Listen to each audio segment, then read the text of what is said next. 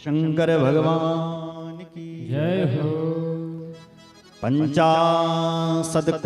विस्तीर्ण social one कानना शिवाज्ञा पृथ्वी लोकम धृत्वा च तिष्ठति।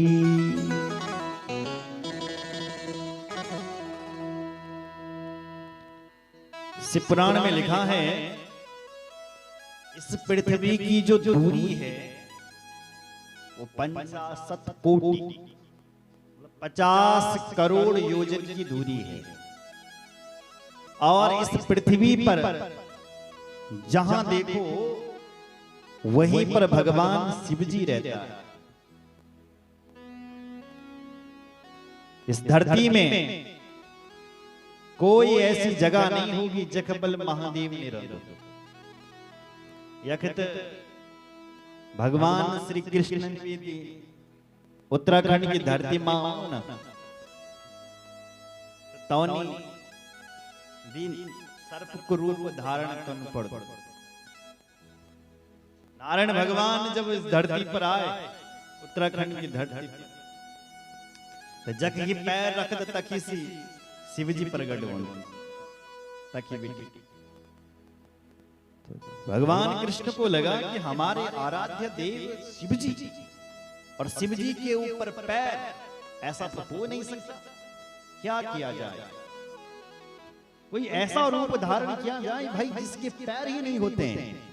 तो ध्यान में आ गया कि ऐसा कौन है जिसके पैर ही नहीं होते।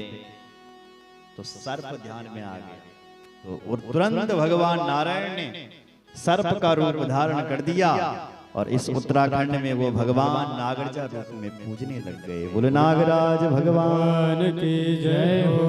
जैसी नारायण ने सर्प का रूप धारण किया शिव जी प्रकट हो गए तब तक।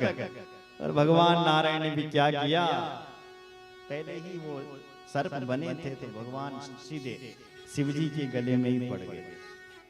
और शिव जी भी प्रसन्न नारायण को अपने गले में डाल दिया। और यहाँ हम सब उत्तराखंड वासी उन भगवान नारायण को नागराजा में पूजने लगे। इसलिए ये पूरी धरती में ही शिव जी रंगबल, यहाँ कोई और नहीं रहता है। तत्र तत्र शिवा क्षेत्रम तत्र तत्र निवासिना मोक्षार्थम कृपया देवा क्षेत्र कल्पितवान प्रभु। ये तो यहाँ तो हर जगह शिव है, यत्र तत्र सर्वत्र शिवस्त क्षेत्र। और शिव जी का जो भक्त है वह मोक्ष का अधिकारी। शिव जी के भक्त को चाहिए कि वो अपने जीवन में सदाचार को लाए। सदाचार युतो विद्वान ब्राह्मणो नाम सम्मता वेदचारा युतो विप्रो ये तेरे के कवान द्विजा। सदाचार युतो विद्वान ब्राह्मण, सबसे पहले तो ब्राह्मण को सदाचारी होना चाहिए। क्योंकि ब्राह्मण कौन है? गुरु है। इसलिए गुरु जैसा आचरण करेगा तो चेले भी वैसे वैसे। आपके कुल पुरोहित जैसा आचरण करोगे, जैसा वो आपको बताएंगे, फिर जजमान जी ऐसे चलेंगे। क्योंकि वो हमारे कुल पुरोहित हैं। कुल पुरोहित मतलब जो हमारे कुल का हित चाहने वाले हैं, हित यानी कल्याण। 24 घंटे जो हमारे कुल का कल्याण चाहते हैं वो होते हैं कुल पुरोहित। ऐसे पूजनीय कुल पुरोहितों को चाहिए कि वो अपने जजमान को सदाचार की शिक्षा दे। वेदाचार युतो विप्रो, ऐसा विप्र कोई पैदा हो जाए जो धर्म में सदाचार फैलाए। आचारहीनम न पुरन्ते वेदा, जो आचरण से हीन है ऐसे व्यक्ति को वेद नहीं पढ़ना चाहिए। ना तो उसको फल मिलेगा और ना करवाने वाले को न करने वाले को। बोलो जय सिया राम। जय सिया राम। इसलिए वेद पढ़ना है तो उसके लिए आचरण बहुत जरूरी है। बोलो जय सिया राम। जय सिया राम। देश, जय सिया राम। काल और पात्र तीनों का हमेशा ध्यान रखें। आप कौन सी जगह में रहते हैं, जगह का भी बहुत फर्क पड़ता है। आप कैसे लोगों के साथ रहते हैं। बोलो जय सिया राम। जय सिया राम। इसलिए अच्छी जगह का चयन करना चाहिए। शुचो देशे प्रतिष्ठाप्य विदितासन आसनम। कैसे लोगों के साथ रहते हैं आप, कैसी जगहों पर रहते हैं। अगर आप व्यसनी लोगों के साथ रहते हैं तो उनका संग आप में भी लगेगा। अगर आप दुष्ट लोगों के साथ रहते हैं तो आपके अंदर भी दुष्टता आ जाएगी, क्योंकि जैसा संग होता है ऐसा प्रसंग लगता है। अगर आप भक्तों के साथ में रहते हैं तो आपके अंदर भी भगवत भक्ति आ जाती है। अगर आप नेताओं के संग में रहोगे तो आपको भी नेतागिरी आ जाएगी। आप यदि पीने खाने वाले लोगों के साथ रहोगे तो एक दिन तुम भी हो जाओगे। और यदि आप किसी सज्जनों के साथ में रहोगे तो आपके अंदर भी एक दिन सज्जनता आ जाएगी। इसलिए व्यक्ति को चाहिए कि समय के हिसाब से देश और काल और पात्र का विशेष ध्यान रखें। 7 नदियों में स्नान करने से हमें पुण्य मिलता है। सप्त गंगा नदी तीर्थम तस्याः 10 गुणों भवी। 10 गुना फल मिलता है घर में स्नान करने। जो आप स्नान करते हैं उसका तो फल है ही, लेकिन जब आप किसी नदी में स्नान करते हो तो नदी में स्नान करने से 10 गुना फल मिलता है। कौन कौन सी नदी? तो लिखा है गंगा गोदावरी चेवा कावेरी ताम्रपाणिका सिंधुश्च सरयूरेवा सप्त गंगा प्रकीर्तिता। पहली नदी है भागीरथी गंगा, दूसरी है कावेरी, तीसरी है गोदावरी, ताम्रपाणी, सिंधु, सरयू और नर्मदा। कुछ नदियां ऐसी है जिन नदियों में स्नान करने मात्र से ही हमें पुण्य मिलता है। बोलो जय सिया राम। इससे भी यदि आपको ज्यादा पुण्य चाहिए तो संक्रांति का बड़ा महत्व है। संक्रांति के दिन नहा धो के पवित्र होकर के शिव जी के मंदिर में आकर के दान पुण्य करना चाहिए। लिखा है शुद्धात्मना शुभ दिने पुण्यम समफलम विदु तस्मा 10 गुणम ज्ञेयम रवि संक्रमणे। इस संक्रांति के दिन शुभ दिन में शुभ वार में यदि आप दान पुण्य करते हो तो आपको 10 गुना फल मिलता है। 12 महीनों आते हैं साल भर में और 12 संक्रांति आती है, क्योंकि सूर्य भगवान अलग अलग राशियों में चयन करते हैं तब संक्रांति आती है। तो उन संक्रांतियों के दिन दान पुण्य करने से 10 गुना फल मिलता है अन्य दिनों से। बोलो जय सिया राम। जय सिया राम। सतयुग में जब कोई दान पुण्य करता था तो 100% फल मिलता था। अगर तुम कहने कथा कर सतयुग मां दान पुण्य करे कहने तो 100 गुना फल मिलेगा, 100% मिलेगा। जब सतयुग के बाद जब त्रेता आया तो त्रेता में 75% हो गया। उसके बाद जब द्वापर आया तो 50 हो गया, और उसके बाद जब कलयुग आया तो केवल कलयुग में 25% फल मिलता है। सीधी बात। तो हमारे महापुरुषों ने कहा अगर तुमने कलयुग में दान पुण्य करना है तो 4 बार करो, तब आपको 100% फल मिलेगा। एक बार करने से 25% मिलेगा। यहाँ लिखा है सस्य पुराण में, त्रेता युगे त्रिपादम च द्वापरेर्धम सदा स्मृतम कलौ पादम तु विज्ञेयम तदपादो नम ततो ठकी। त्रेता युगे त्रिपादम, त्रेता युग में, सतयुग में तो पूरा 100%, लेकिन त्रेता युग में 75, द्वापर में आधा यानी 50, और कलयुगी कलोपादम तो विज्ञेयम, कलयुग में केवल 25%। इसलिए जो भी धर्म कर्म करने हैं 4 बार करो तो 100% फल मिलता है। बोलो जय सिया राम। जय सिया राम। इसलिए शिवजी के भक्तों को संक्रांति के दिन अनेक प्रकार के आप दान पुण्य कर सकते हैं। उससे भी ज्यादा फल चाहिए तो भगवान सूर्य जब दक्षिणायन जाते हैं, क्योंकि सूर्य भगवान 6 महीने उत्तरायण होते हैं और 6 महीने दक्षिणायन। सूर्य भगवान जब उत्तरायण जाए, मतलब जब मकर संक्रांति के होंगे तो सूर्य भगवान उत्तरायण हो जाते हैं, देवताओं का दिन हो जाता है। और जिस दिन भगवान सूर्य दक्षिणायन होते हैं तो कर्क की संक्रांति आती, यानी श्रावण का महीना आता है। जब सूर्य भगवान दक्षिणायन जाते हैं और जब सूर्य भगवान उत्तरायण जाते हैं तो माघ का महीना आता है।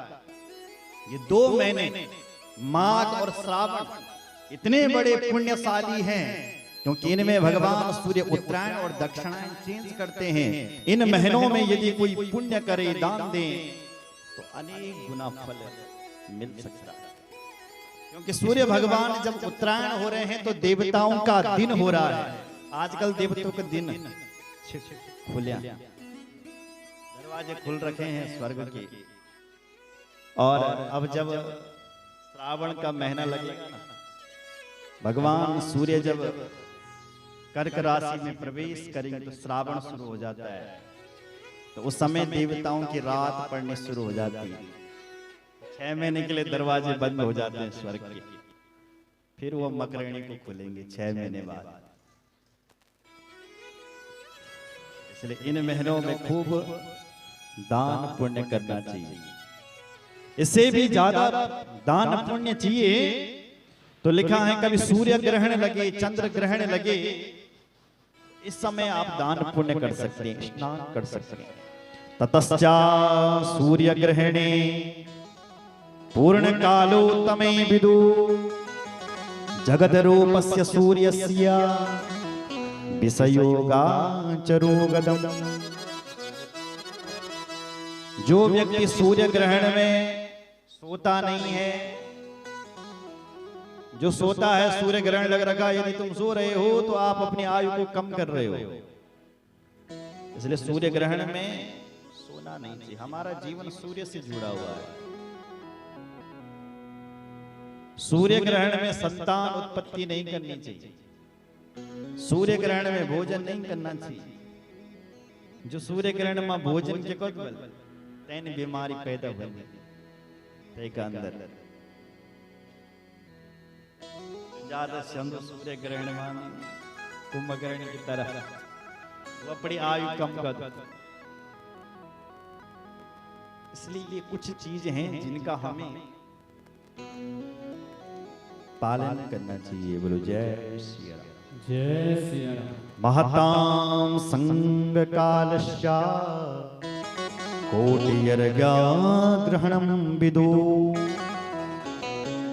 योगी हैं, सन्यासी हैं, ब्राह्मण हैं, उनको उस समय तपोनिष्ठ होना चाहिए। बोलो जय सिया राम। जय सिया राम। जितने भी ब्राह्मण हैं वो वेद व्यास की तरह हो जाते हैं, व्यास के समान हो जाते हैं जब सूर्य ग्रहण लगता है। जितने भी साधारण संत हैं वो साक्षात योगियों की तरह हो जाते हैं। इसलिए उनको दान पुण्य करने से बहुत फल मिल सकता है। बोलो जय सिया राम। जय सिया राम। कौन ब्राह्मण दान का योग्य है, किसे दान करना चाहिए? बोले जिस ब्राह्मण ने 24 लाख गायत्री मंत्र का जाप कर दिया, गायत्री प्रश्न कर दिया, ऐसे ब्राह्मण को दान देने से तुरंत फल मिल जाता है। चतुर्विंशति लक्षम वा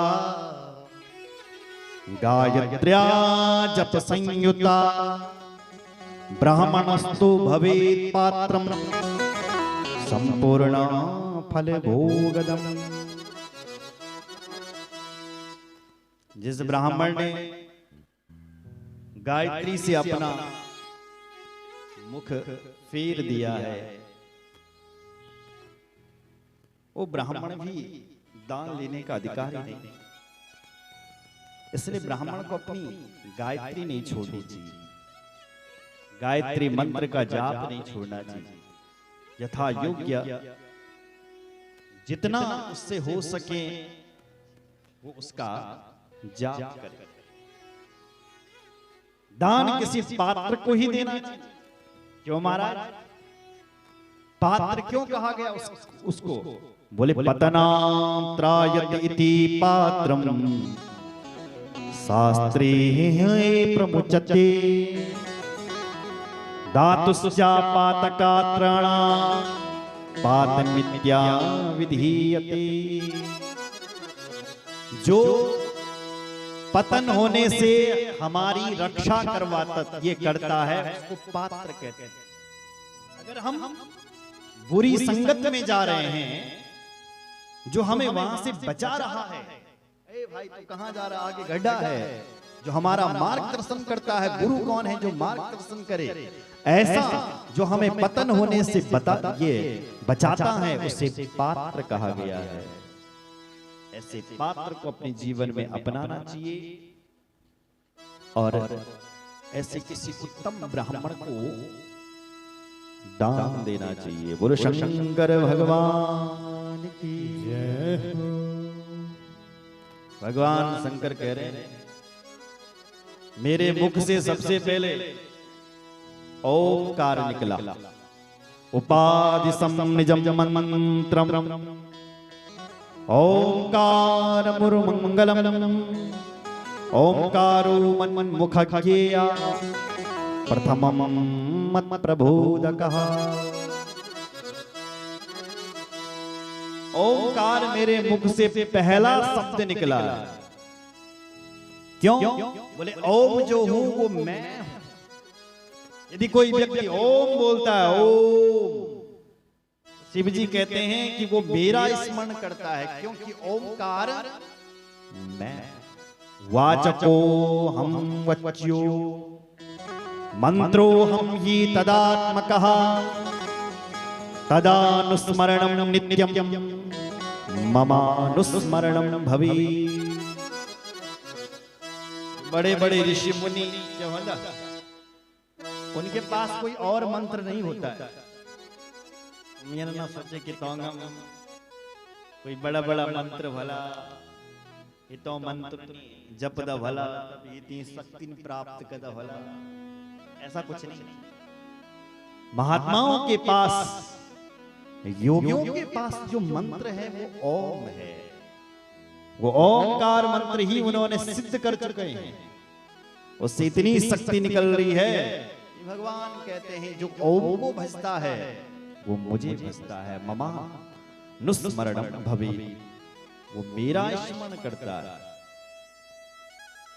बोलो जय सिया राम। जय सिया राम। के बाद मेरे मुख से पंचाक्षर मंत्र ओम नमः शिवाय, और इस पंचाक्षर मंत्र से कहते हैं गायत्री निकली है, और गायत्री से अनेक मंत्र निकले। अनेक मंत्र कंदेना भोगो मोक्षाश्च सिद्ध्यति सकला मंत्र राजाना साक्षात भोग प्रदा शुभा। एक मंत्र ही ऐसा है जो हमको सब कुछ देने वाला है। इसलिए ओंकार के मंत्र का हमेशा जाप करना चाहिए। शिव जी के मंत्र का तो नित्य और निरंतर जाप करना चाहिए। ध्यान रहे, स्त्री के लिए अलग मंत्र लिखा है शिव पुराण में और पुरुषों के लिए अलग है। हम लोग क्या करते हैं, सभी लोग स्त्री हो चाहे पुरुष हो, ओम नमः शिवाय, ओम नमः शिवाय लगे। यहां लिखा है गलत। जो भाई लोग हैं और ब्राह्मण हैं उनको चाहिए कि वो ओम नमः शिवाय का मंत्र का जाप करें। और जो माताएं हैं, जो स्त्रियां हैं और शूद्र हैं, कनिष्ठ वर्ण के व्यक्ति हैं, उनको चाहिए कि शिवाय नमः। माताएं हैं वो इस मंत्र का जाप करें, शिवाय नमः। और जो भाई लोग हैं उनको मंत्र का जाप करना चाहिए, ओम नमः शिवाय। मंत्र का जाप। ये श्लोक लिखा है, पढ़ लेता हूं। द्विजानां चह नमः पूर्वं मन्ये सा च नमोऽन्तकं स्त्रीणां च केचित् तुच्छन्ति नमोऽन्तं च यथा विधि। अगर तुम इस विधि से इस मंत्र का जाप करोगे तो ये मंत्र सिद्ध हो जाएगा। माताओं को चाहिए कि शिवाय नमः, ओम शिवाय नमः, इस मंत्र का जाप करें, ये सिद्ध हो जाएगा। और मंत्र तो कामद होता है, तुम जो मांगोगे मंत्र से वो मंत्र तुम्हें प्रकट करके दे देगा। तुम्हें कहीं जाने की आवश्यकता नहीं है यदि तुमने इस मंत्र का जाप कर लिया है। और भाइयों को चाहिए ओम नमः शिवाय, ओम नमः शिवाय का उच्चारण करें। द्विजानां च नमः पूर्वम, पुरुषों को और ब्राह्मणों को नमः शब्द पूर्व में लगाना चाहिए। और माताओं को चाहिए कि नमः शब्द अंत में लगाना चाहिए। शिवाय नमः, ओम शिवाय नमः। इस मंत्र का रट लो, कितनी बार जाप करें। आगे लिखा है, पंचकोटि जपम कृत्वा सदा शिव समो भवे। पंचकोटि 5 करोड़ बार इस मंत्र का जाप करना चाहिए। सुन रहे, तब ये मंत्र सिद्ध होगा। ऐसे नहीं कि तुम 2-4 बार बोले तो वही सिद्ध। 5 करोड़ बार आप इस मंत्र को रटें, जपें और फिर देखना आपको संपूर्ण फल मिल जाएगा। बोलो जय सिया राम, जय सिया राम। बोलो शंकर भगवान की जय हो। वैसे तो व्यक्ति को चाहिए कि शिव जी के मंदिर में जाप करें। यदि शिव जी के मंदिर नहीं है आपके, आप तो भाग्यशाली है कि आपके गांव में शिव जी का मंदिर। कुछ लोग ऐसे भी हैं जिनके गांव में नहीं होता है, वो क्या करें? तो लिखा है उनके लिए कि वो घर में ही शिवलिंग बनाएं। वैसे तो आप अनेक प्रकार के शिवलिंग बना सकते हैं, और यहाँ कुछ शिवलिंगों का नाम लिखा गया है, उनको आप अपने घर पर बना सकते हैं। कौन से महाराज? बड़े गुड़ेन नवनीतेन अस्मनान्नेन यथा रुचि लिंग यज्ञेन कृत्वान्ते यदि तदनुसारतः। गुड़ेन, गुड़ का शिवलिंग, बेले नहीं हो गौ गुड़, तो आप गुड़ का शिवलिंग बना सकते हैं। इतना पुण्य मिलता है जितना पुण्य आप किसी स्वयंभू शिवलिंग में पूजा करने से मिलता है। गुड़ का शिवलिंग बनाए और उसका अभिषेक करें। नवनीति, मक्खन का शिवलिंग, भस्म का शिवलिंग, मिट्टी का शिवलिंग, आटे का शिवलिंग, गोबर, फूल, फल, अन्न, इन शिवलिंगों को बनाया। वैसे तो शिवलिंग आप किसी भी प्रकार का बना सकते हैं। यदि कुछ नहीं कर सकते हैं तो फिर पुराण में लिखा है कुछ मत करो, अपने अंगूठे को ही शिवलिंग बना दो। नहीं है आपके पास में एक लोटा जल भरो, हर हर महादेव, शिव जी प्रसन्न। शिवलिंग आप किसी भी प्रकार का बना सकते हैं। महादेव इतने प्यारे हैं कि वो आपको प्रकार किसी भी प्रकार से प्रसन्न हो जाएंगे। बोलो भक्तवत्सल भगवान की जय हो, शंकर भगवान की जय हो। बोले महाराज ये शिवलिंग तो ठीक है, यदि हम अपने गांव में शिव जी का मंदिर बनाना चाहे, फिर यदि शिवलिंग बनाना चाहे, बोले उसके लिए सुंदर जगह का निर्माण करें और किसी भी मंदिर को आप छत के ऊपर ना बनाएं। छत के ऊपर ना तो हवन बनता है और ना ही मंदिर होता है। मंदिर तो धरती पर होना चाहिए और उस धरती को भी खोद करके, उस धरती का पूजन करके, उस धरती में 14 रत्नों को डाल करके, भूमि पूजन करके तब वहां पर आप मंदिर बना सकते हैं। मुक्ता प्रबाल गोमेदा वज्राणी नवरत्नकम मध्यलिंगे महद्रव्या निक्षिपे सहवैके। किसी वैदिक ब्राह्मण को बुला करके भले दक्षिणा थोड़ा ज्यादा देनी पड़े, क्योंकि जो पढ़ा लिखा होगा थोड़ा दक्षिणा तो ज्यादा देगा। बोलो जय सिया राम। जय सिया राम। तो दक्षिणा भले ही थोड़ा ज्यादा पड़ जाए, कोई बात नहीं। लिखा है वैदिक, किसी वैदिक ब्राह्मण को बुला करके भूमि का पूजन करें, उस भूमि में नवरत्न डालें और फिर भगवान शिव का मंदिर बनाएं। पीठ अम्बामयं सर्वं शिवलिंगम चिन्मयम्। पार्वती की स्थापना अलग बिल्कुल न करें, शिव जी के साथ ही पार्वती को रखें। पीठ अम्बा जो जलहरी है वो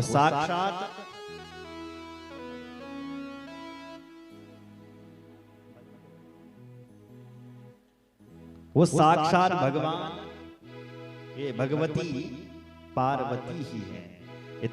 इसलिए यथा देवी मुपासंगे धृत्वा तिष्ठति शंकरा तथा लिंगमिदं पीठम धृत्वा तिष्ठति संततम्। इस प्रकार से आप शिवलिंग के मंदिर की स्थापना करें। बोलो जय सिया राम। जय सिया राम। जो निर्माण करता है ऐसे निर्माण करता के व्यक्ति के 12 उंगल बड़ा शिवलिंग चाहिए। यदि छोटा शिवलिंग होगा तो निम्न फल मिलेगा। आपकी उंगलियों से नापें, जो 12 उंगल से भी बड़ा शिवलिंग हो उसकी स्थापना करें। नर्मदेश्वर महादेव का जो शिवलिंग है उसका विशेष महत्व है। और नहीं तो आप स्फटिक शिवलिंग, रत्नों के शिवलिंग आप बना सकते हैं, उनकी पूजा कर सकते हैं। बोलो शंकर भगवान की जय हो।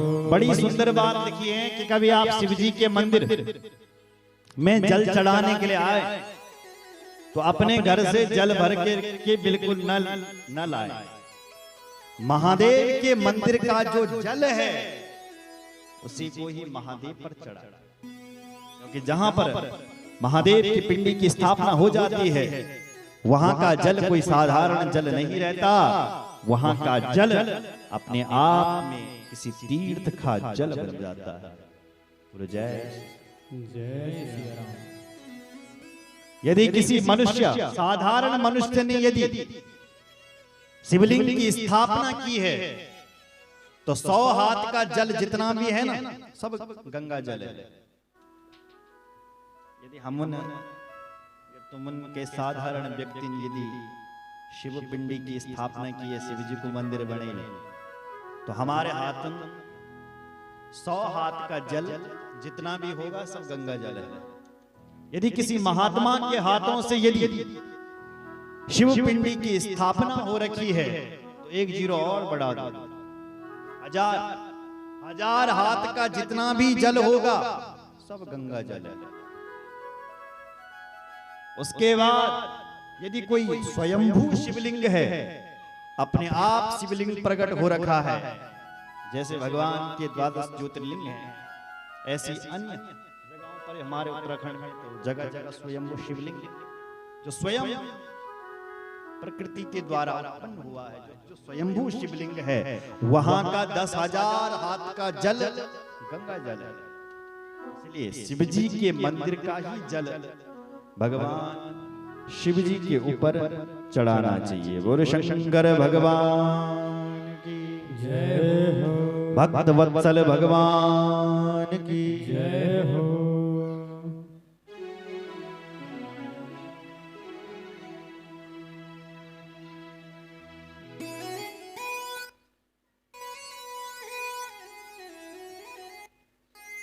बारह चीजें दान के लिए उत्तम बताई गई शिव पुराण।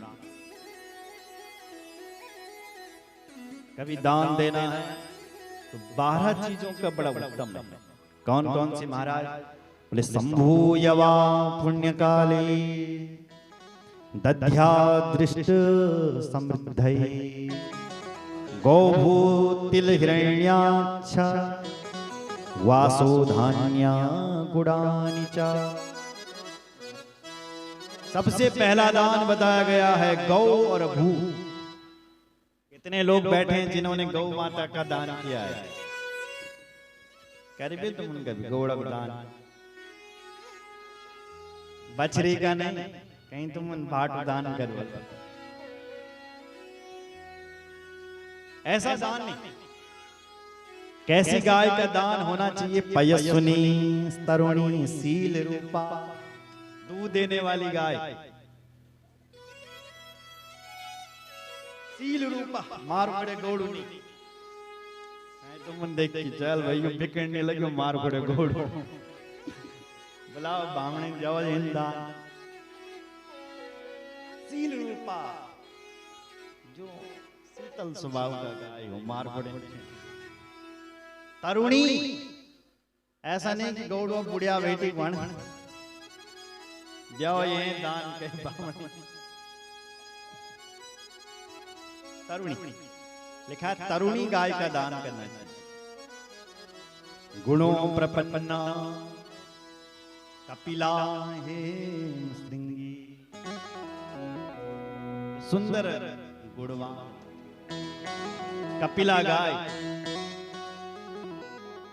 हेम श्रृंगी, उसके सींगों पर सोना सजा के, खुरों पर चांदी लगा करके, सच्ची कमाई का जो धन होगा उसको से गाय खरीद के फिर ब्राह्मण को देना है। कहते हैं गौदान देने से हमारी मुक्ति होती है। जो व्यक्ति अपने जीते जी एक सुंदर गाय का दान कर देता है, दूध देने वाली गाय का, सील रूपा गाय का, वह व्यक्ति बैतरणी नाम की नदी से पार हो जाता है। आजकल तो लोगों ने गाय को घर से ही भगा दिया। कति लोग से बैठे हैं जो के गौड़ा रखे, हाथ खड़े करो, उनके लिए ताली बजेगी, ताली बजाओ उनके लिए। वाह,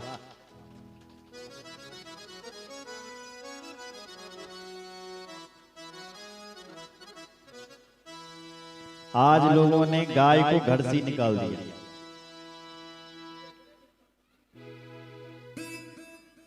फिर भी कुछ पुण्यशाली लोग बैठे हैं जो गाय को अभी भी गाय को मां समझ करके पालना चाहिए। ये जीता जी चलता फिरता देवता है हमारे घर पर। बोलो जय सिया राम। जय श्री राम। आपने सुना है कि किसी देवता का मल और मूत्र पवित्र होता होगा? सुना है कभी ऐसा? नहीं। लेकिन आपने ये जरूर सुना होगा कि कोई शुभ कार्य है तो गौमूत्र मंगाओ। गणेश जी की पूजा गाय के गोबर से करो। बताओ, जिस गाय का गोबर मल यानी पवित्र छे, हा गाय आज रोण लगी हम मुक्ते गोमर कहते हैं तुरवाणी में तुम मुक्ते हम सब ले, आप गलत मत समझिए, हमारे लिए ले, क्योंकि हमने गाय को निकाल दिया। भगवान को खोजने के लिए चल पड़ा है आजकल का मनुष्य, चलता फिरता भगवान को छोड़ दिया है। और बात भी कितनी गंभीर है, जरा सोचने वाली बात तो है थोड़ा सा। बोलो जय सिया राम। जय सिया राम। अगर आप सोचेंगे थोड़ा ध्यान से ना, थोड़ा सा सोचेंगे जरा 2 मिनट कि मल और मूत्र किसी का पवित्र नहीं होता, पर हमारे वेद पुराण इतिहास कह रहे हैं कि गाय का गोबर पवित्र है, फिर भी वो गौड़तनी घूमने लगी। कौन ऐसा प्राणी होगा जिसका गोबर पवित्र होगा, मल पवित्र होगा, लेकिन धन्य है ये गाय।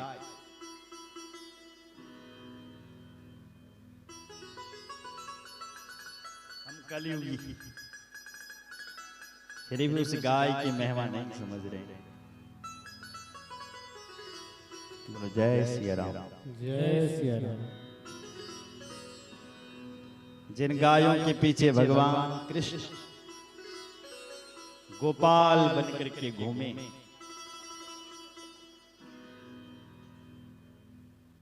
पता है भगवान जब कृष्ण नायन थे ना, तो गाय के गोबर से और मूत्र से स्नान करता था, साबुन नहीं लगाता था। गौमूत्रेण स्नापित्वा, अरे स्नान करने की तो बात छोड़ो, भागवत का श्लोक कह रहा है। भागवत कितना बड़ा ग्रंथ है, पुराणानाम तिलक, पुराणों का तिलक है श्रीमद् भागवत। और ऐसा दिव्य ग्रंथ भागवत कह रहा है कि भगवान कृष्ण गौमूत्र से स्नान कर रहे हैं। भगवान कृष्ण गौमूत्र को पी रहे हैं। सोचिए जरा, वो गाय कितनी पवित्र होगी जिस गाय का कृष्ण भगवान उसका मूत्र पी रहे हैं। कृष्ण भगवान जिसकी हम कथा सुन रहे हैं, जिसकी हम गुणगान गा रहे हैं, जो हमारा इष्ट है, वो गाय के पीछे खड़ा है। और फिर भी वो गाय को हम लोग नहीं पाल रहे। मुझे तो लगता है जगह जगह गौ कथा ही होनी चाहिए, ताकि लोगों को गाय के बारे में पता चले। गाय के गोबर में क्या है, गाय के मूत्र में क्या है, गाय के दूध में क्या है, गाय के स्तन में क्या है, गाय के खुरों में क्या है, इन सब चीजों का हम लोगों को जब ज्ञान होगा तो निश्चित हमारा जो ये दुष्ट पापी कुटिल मन है, ये मन उस भोले वाले गाय की ओर अवश्य चले जाए। बोलो जय सिया राम। जय सिया राम। गाय रो रही है और हम लोग गाय को रोते हुए देख रहे हैं। अरे यदि गाय रोए और तुम लोग देखें, हम लोग देखें यदि गाय को रोते हुए, तो हमारे जन्म जन्मांतरों के जितने भी पुण्य कर रखे हैं, यदि आपने यदि गाय को रोते हुए देख लिया तो सारे पुण्य हमारे 1 मिनट में सत्यानाश हो जाता होगा। यदि हमने गाय को रोते हुए देख लिया है, तो इस देश में तो गाय का आंसू ही नहीं, खून भी बह रहा है। गाय लोग मान लगे।